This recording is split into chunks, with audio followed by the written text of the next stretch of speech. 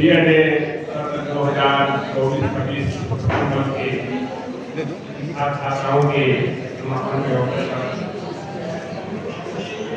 इस विद्यालय के आदरणीय प्राचार्य महोदय, विद्यालय के सम्मानित शिक्षक एवं शिक्षिकाएं, हमारे विभाग के सम्मानित हमारे सहयोगीगण, हमारे प्रशिक्षु एवं विद्यालय के छात्र छात्राएं,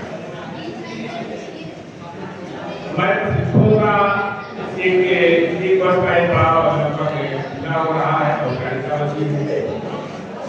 जो कुछ भी इनको सिखाया गया, बताया गया, हमारे छात्रों के द्वारा प्रदर्शन किया गया, उसका इन्होंने और पूरा करके यहाँ बच्चों को दिया, सिखाया। मेरा अपना मानना ये है कि आज समाज में जिस तरह से अराजकता फैली हुई है, आदर्शहीनता, ज्ञान शून्यता, प्रेतहीनता, भ्रष्टाचार, क्षेत्रवाद, जातिवाद, भाषावाद, परिवारवाद, सांप्रदायिकवाद, जो कुछ भी फैला हुआ है, उसका एकमात्र कारण शिक्षा का अभाव है। मेरा अपना मानना है शिक्षा का अभाव, और शिक्षा देने का काम इसका है, शिक्षकों का है। तो शिक्षा का अभाव अगर है तो कहीं न कहीं हमारे शिक्षकों में कमी है। निजीकरण की आंधी में अगर सबसे कहीं कमजोरी ज्यादा आई है तो शिक्षा के क्षेत्र में आई है, और शिक्षा के क्षेत्र में भी अध्यापक शिक्षा के क्षेत्र में आई है।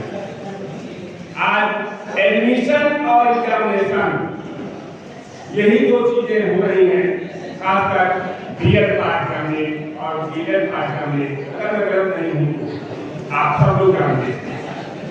और यही कारण है समाज में जो अराजकता फैली हुई है, यही कारण है कि वह शिक्षक की डिग्री तो ले लेते हैं, लेकिन वास्तव में वो शिक्षक होते नहीं हैं और वह बच्चों को शिक्षा दे नहीं पाते। क्योंकि टैगोर का एक वाक्य है कि जो दीपक स्वयं नहीं जलता है वो दूसरे दीपक को क्या जलाएगा।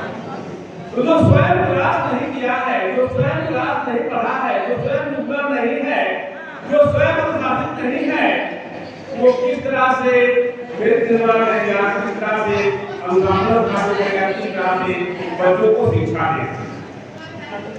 आज हमारे देश में योग्य शिक्षकों का अकाल सा पड़ गया, ये मेरा अपना मानना है।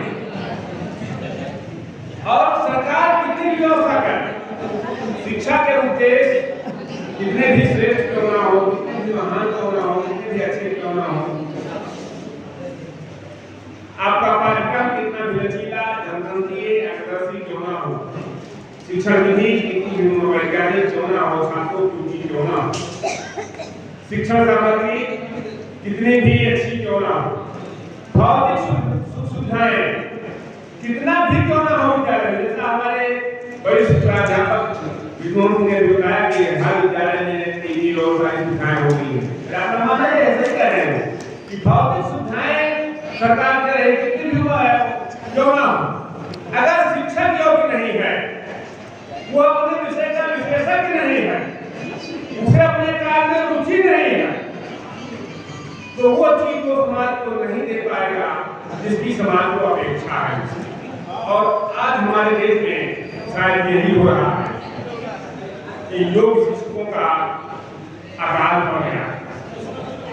क्या हम योग्य शिक्षकों का निर्माण कर पा रहे हैं? मुझे तो पता है, मुझे संदेह, योग्य शिक्षक तो दूर, हम साधारण शिक्षकों का भी निर्माण करने में अपने आप को समर्थ नहीं पा सकते।